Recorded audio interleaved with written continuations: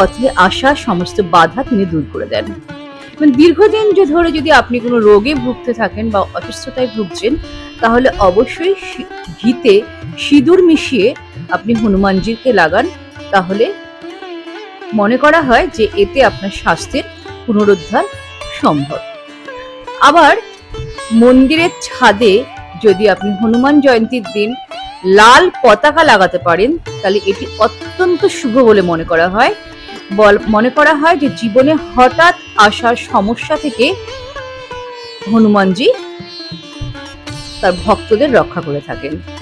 আর্থিক সচ্ছলতার জন্য হনুমানজিকে হনুমান জয়ন্তীর দিন সাদা কাগজে সিঁদুর দিয়ে একটি স্বস্তিকা অঙ্কন করুন, করে হনুমানজির পায়ে অর্পণ করুন এবং সেটি একটা সময় নির্দিষ্ট নিরাপদ জায়গায় রেখে দিন।